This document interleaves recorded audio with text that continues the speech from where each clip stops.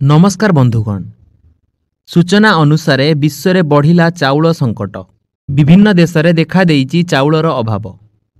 तेबे सूचना अनुजाई धान उत्पादन करने पछरे भारत एक अग्रणी देश अटे।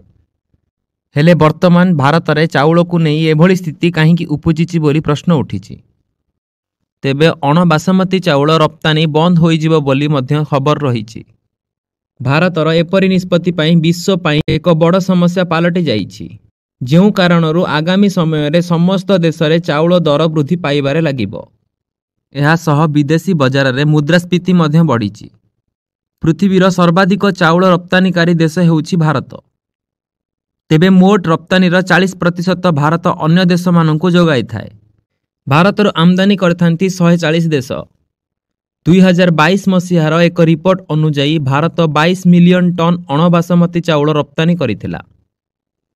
थाईलैंड, वियतनाम, पाकिस्तान और यूएसए मिलित चाउल रप्तानी करा जाइथाए।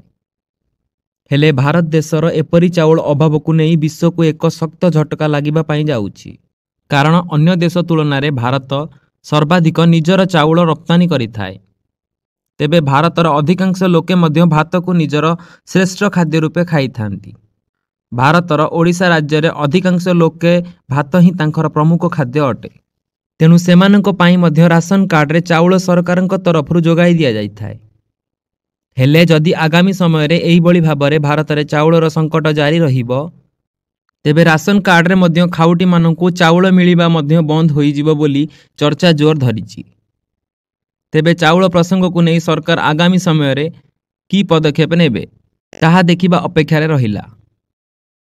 तेबे एही बळी खबर रो अपडेट लागी आम सह आगकू एही बळी जोड़ी रही थांतु।